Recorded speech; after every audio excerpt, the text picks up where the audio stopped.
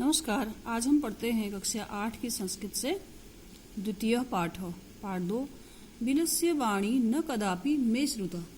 Bill की वाणी कभी भी मेरे द्वारा नहीं सुनी गई। प्रस्तुत जो कहानी है पंचतंत्र से ली गई है। पंचतंत्र के काकोलिकियम नामक तंत्र से यह संकलित है। इसके लेखक विष्णु शर्मा हैं। पंचतंत्र में 5 खंड हैं जिन्हें तंत्र कहा जाता है तथा इसके मुख्यतः पात्र जो हैं पशु पक्षी ही हैं। प्रस्तुत पाठ में भी शियार और शेर की कहानी दी गई है। शियार किस तरह से शेर से अपने प्राणों की रक्षा करता है हम इस कहानी के द्वारा जानते हैं। कस्मिंचित बने खरन खरह नाम सिंह प्रतिवसति सम। किसी वन में एक खरनखर नाम का शेर रहता था। स कदाचित इतस्तः परिभ्रमन् शुद्धार्थ न किमपि आहारम प्राप्तवान। कदाचित किसी समय इतस्तः यहाँ वहाँ परिभ्रमण घूम रहा था। शुद्धार्थ भूख से पीड़ित होकर के। किंचित भी कुछ भी नहीं। आहार प्राप्तवान भोजन मिला। वह किसी समय भूख से पीड़ित होकर इधर उधर घूमने लगा परंतु उसे खाने को कुछ नहीं मिला। आहार में कुछ प्राप्त नहीं हुआ। ततः सूर्यास्त समय एकाम महतीम गुहाम दृष्ट्वा स अचिंत्यत।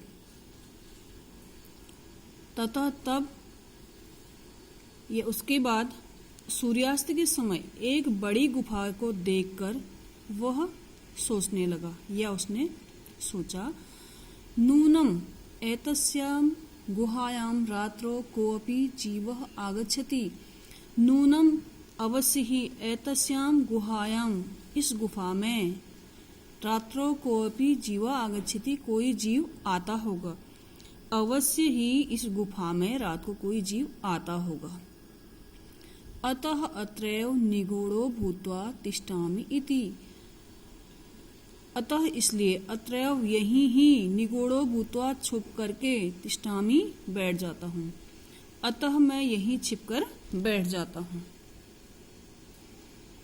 एतस्मिन् अंतरे गुहायाः स्वामी दधिपुच्छः नामकः श्रृगालः समागच्छत्। एतस्मिन् अंतरे इसी बीच गुफा का स्वामी दधिपुच्छ इसी बीच गुफा का स्वामी दधिपुच्छ नामक शियार वहां पहुंचा या आया। स च यावत् पश्यति तावत् सिंह पद पद्धति गुहायां प्रविष्टा दृश्यते।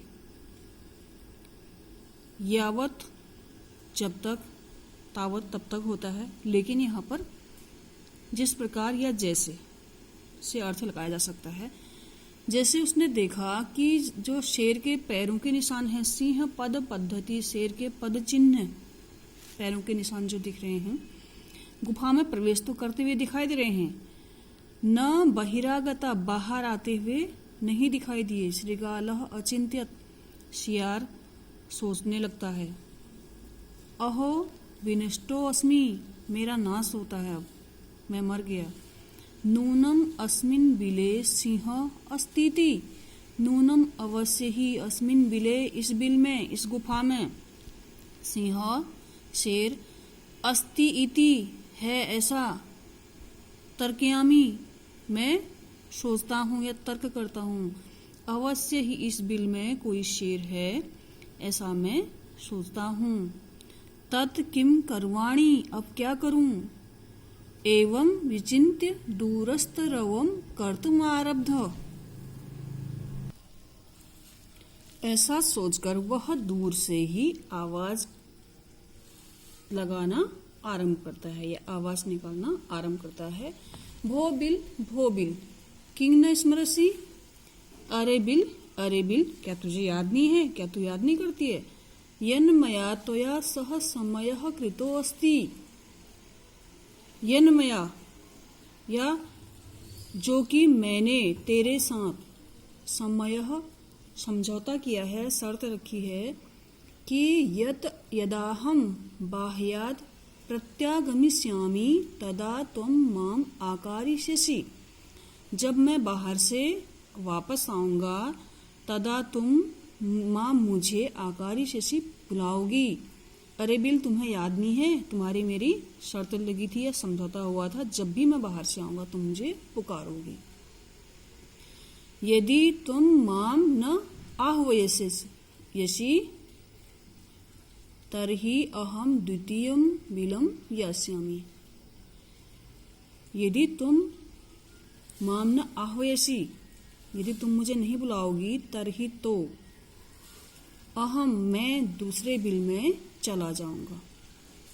अथ एतत् श्रुत्वा सिंह अचिंत्यत, यह सुनकर के शेर सोचने लगा।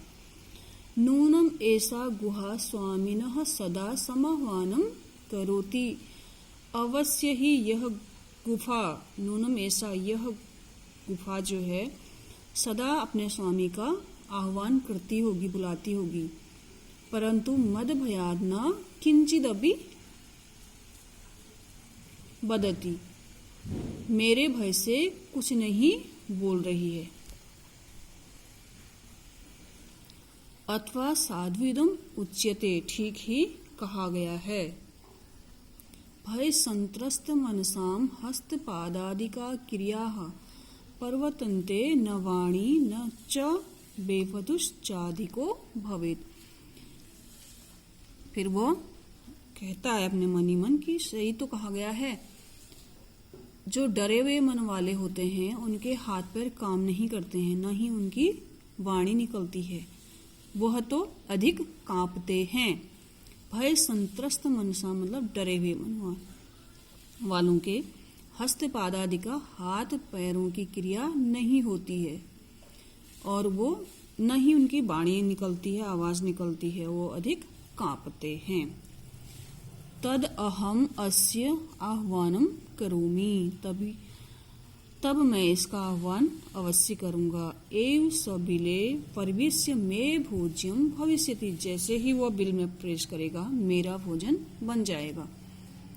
इत्यर्थ विचार्य सिंह सहसा श्रृगालस्य आह्वानम अकरोत्, ऐसा सोच करके शेर ने सहसा अचानक शियार का आह्वान कर दिया।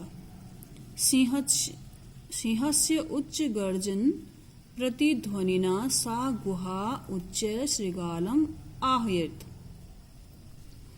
शेर की ऊंची गर्जना से, वह शेर की ऊंची गर्जना की प्रतिध्वनि, जो आवाज लौटकर आती है, आवाज गूंजती है या इको जिसे कहते हैं, तो ऊंची प्रतिध्वनि से गुफा भी उस शियार को आवाज लगाने लगी। गुफा गूंजी आवाज से। अनेन अन्य अपि पशवः भयभीता अभुवन, इससे अन्य पशु भी भयभीत हो गए। गुफा की तेज आवाज से अन्य पशु भी भयभीत हो गए। श्रृगालो अपि ततः दूरम पलायमानः इम्पठत्, श्रृगाल भी दूर पलायमान, दूर भागते हुए यह पड़ता है। अनागतम यह कुरुते सह शोभते, आने वाले कष्ट के लिए जो सोचता है या जो उपाय करता है वही शोभा पाता है।